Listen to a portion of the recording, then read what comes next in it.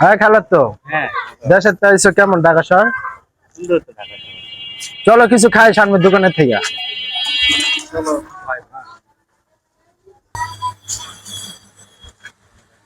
শাওন, কি অবস্থা? আমার খালাতো ভাই আইছে দেশের ভাই, থেকে। ভালো আছেন? ওয়ালাইকুম সালাম ভাই, ভালো আছেন? খালাতো এটা অনেক মজা আছে বুঝছো? কি এটা? আমি এটা দেখো। খামো না। আমি বন খামো। কি খাইবা? তাহলে তো আমি বন খামো। আমার আমি এগুলা খাই না। খালাতো বন কেমনে খাইবা তুমি?